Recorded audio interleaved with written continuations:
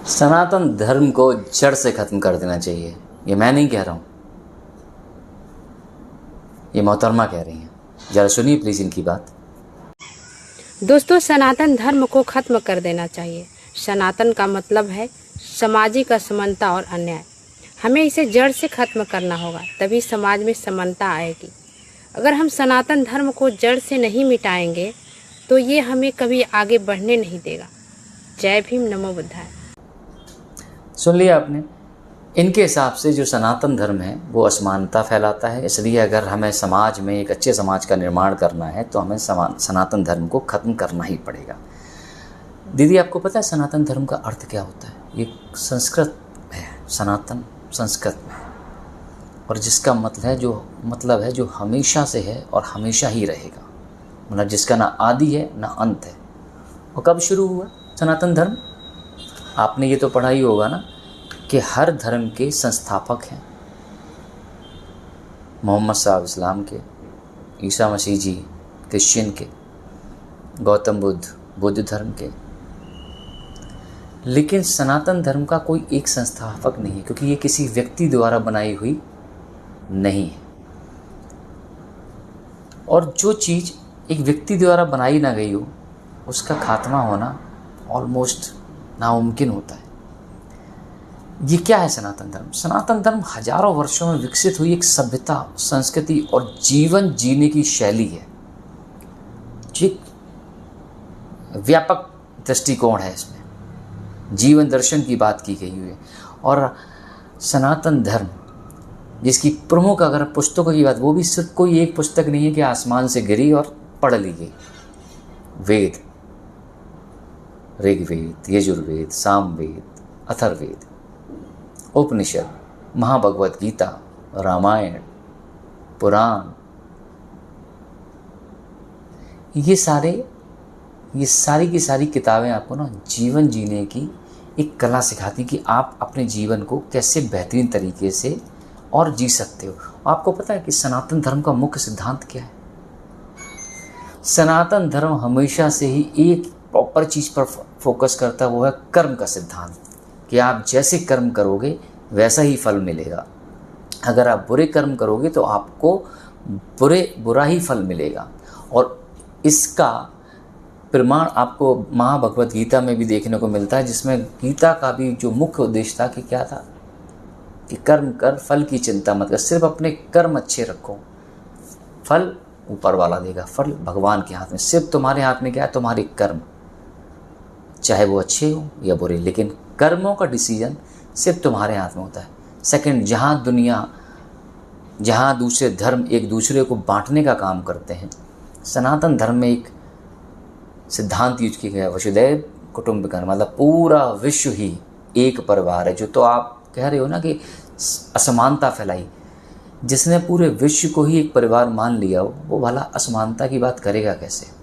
असमानता की बात हो ही नहीं सकती, क्योंकि ना तो वेद ना पुराण ये कभी भी असमानता की बात नहीं करते हैं। एक परिवार में अगर 5 मेंबर हैं तो 5 मेंबर का अलग अलग रोल होता है। अब उसमें कोई एक मेंबर ये कह दे कि नहीं तुम तो हमारे साथ भेदभाव कर रहे हो, तो उस मेंबर के दिमाग के ऊपर डिपेंड करता है। वैसे ही जो कुछ लोग आ जाते हैं ना, वो सनातन धर्म पर टिप्पणी करने लगते हैं, अरे इसमें तो बहुत अंधविश्वास है, और ये भाई साहब सनातन का उद्देश्य ही नहीं है। सनातन तो पता ही नहीं है तुमको, क्योंकि सनातन धर्म में क्या है जो आजकल तुम मॉडर्न साइंस में यूज भी कर रहे हो ना, योग है, ध्यान है, आध्यात्म है, दर्शन है, प्रकृति का सम्मान है और प्रश्न पूछने की स्वतंत्रता है। किसी और धर्म में इतने प्रश्न करने की कोशिश करके देख लो जरा, आंसर मिल जाएगा। क्या हमारे सनातन धर्म में कन्याओं को देवी का रूप नहीं माना जाता? क्या हमारे सनातन धर्म में हम माता काली की पूजा नहीं करते, माता दुर्गा की पूजा नहीं करते, माँ लक्ष्मी की पूजा नहीं करते, माँ सरस्वती की पूजा नहीं करते? दिखाओ जरा कौन सा ऐसा धर्म है कि जहाँ पर स्त्री को भगवान का दर्जा दिया गया हो? आंसर ही नहीं मिलेगा। और ये सिर्फ एक पूजा पद्धति नहीं, बल्कि एक जीवन जीने का दृष्टिकोण है, व्यापक। व्यापक दृष्टिकोण है कि किस तरीके से। और जिस सनातन धर्म को आप बात करो ना कि इसको जड़ से ख़त्म कर देना चाहिए, तो भैया मूल संदेश क्या है सनातन धर्म का? सत्य, धर्म, करुणा, आत्मज्ञान और मानव कल्याण। और यही एक रीज़न है कि आज के समय में जब लोग सनातन धर्म पर इतनी टिप्पणियाँ कर देते हैं, तब भी वो टिप्पणी करने वाले लोग भी बिल्कुल सुरक्षित रहते हैं, क्योंकि सनातन धर्म के लोग सिर्फ समझाने का और सिखाने का प्रयास करते हैं, वो धर्म थोपने का प्रयास नहीं करते। क्योंकि यहाँ पर सिर्फ पूजा पद्धति की बात नहीं की गई है सनातन धर्म में, आपको एक कैसी जीवन शैली जीनी चाहिए उसकी भी बात की गई है। यहाँ पर धर्म के साथ साथ कर्म, योग, ध्यान, जो आज के टाइम पे कितने मेडिटेशन सेंटर चल रहे हैं, कितने योग गुरु आए हुए हैं, कहाँ से आया ये? सनातन धर्म से। तो उस सनातन धर्म को आप समाप्त करने की बात कर रहे हो। और अगर समाप्त करने की बात कर रहे हो तो कौन सा धर्म ऐसा है जो सनातन धर्म से नहीं निकला है?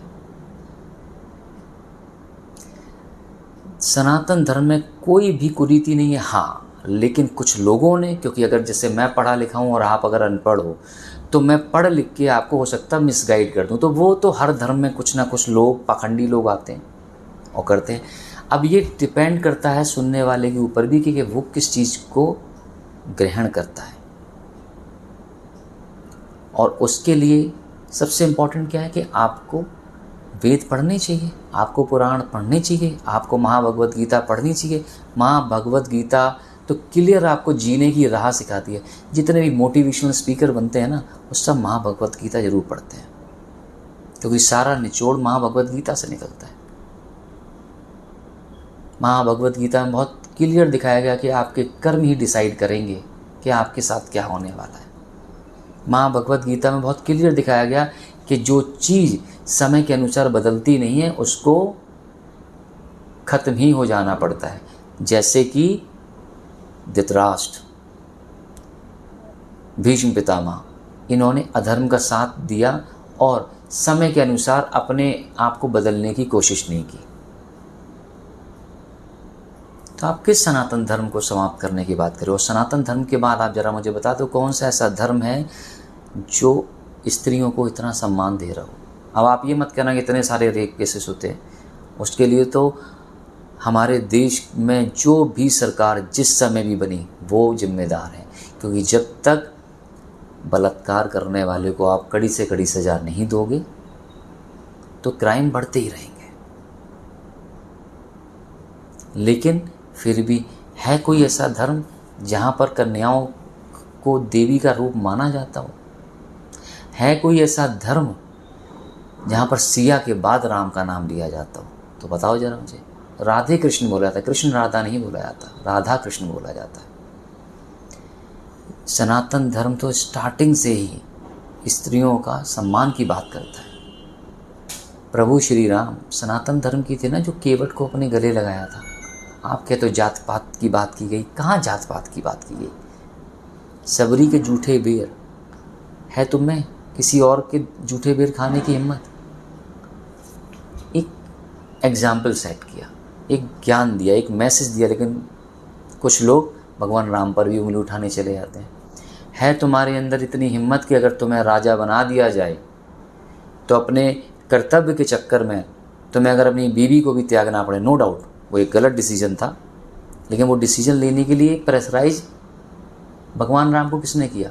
अब कुछ लोग मूर्खतापूर्ण बातें करते हैं कि अरे भगवान थे तो उन्हें क्यों नहीं पता चला कि सीता को कौन उठा ले गया? भाई, जब भगवान इंसान के रूप में पृथ्वी पर जन्म लेते हैं तो वो इंसानों वाले कर्म करते हैं, इंसानों की तरीके से बिहेव करते हैं, ना कि तो पर तो वो यूँ चुटकी बजा लेंगे और काम हो जाएगा। तो जिस सनातन धर्म की को आप ख़त्म करने की बात कर रही हो ना, बिलीव करो और करो ना करो, औलाद हम सब जितने हैं ना इस पूरे ब्रह्मांड में, सब सनातन धर्म से ही निकले। किसी भी धर्म का निर्माण हुआ हो, क्योंकि निर्माण किसने किया? कोई ना कोई संस्थापक आए ना। हाँ बताओ जरा, सनातन धर्म का संस्थापक कौन था? क्योंकि आप कोई पॉलिसी बनाओगे ना तो उसके लिए किसी बंदे का नाम लिखना ज़रूरी होता है, बट ये तो आदि है, अनंत है, इस पे कहाँ से कोई एक संस्था?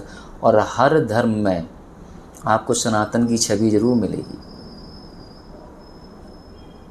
जैसे सबसे पुराने टाइम पे वैदिक काल में 5 तरीके के धर्म राजा को बताए गए थे, लोगों को बताए गए थे।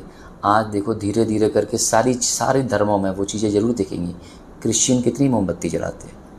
5। इस्लाम में कितने बार नमाज़ पढ़ी जाती है? 5 बार। आप उस चीज़ को एक्सेप्ट करो या ना करो, बट सारे धर्मों का जो कहते हैं ना कि जो नींव है वो सनातन धर्म ही है। तो किस सनातन धर्म को आप ख़त्म करने की बात करोगे? गौतम बुद्ध ने बौद्ध धर्म बनाने से पहले किस धर्म के थे? है कोई आइडिया? आंसर इज नो, पता ही नहीं है किस धर्म के होंगे। क्योंकि उस समय जब बुद्ध धर्म बना तो उस समय तो क्रिश्चियन धर्म भी नहीं था और इस्लाम धर्म भी नहीं था। बुद्ध धर्म तो बहुत पुराना है। तो किस धर्म से इंस्पायर हुए होंगे? बाकी आप लोग कमेंट करके ज़रूर बताइए कि क्या सनातन धर्म को सच में जड़ से समाप्त किया जाना चाहिए? क्या सनातन धर्म में इतनी कुरीतियाँ हैं जितना ये लोग आकर सोशल मीडिया पर उछल कर बोलते हैं? कमेंट करके ज़रूर बताइए और वीडियो अच्छी लगी हो तो शेयर करना ना भूलें। जय श्री राम।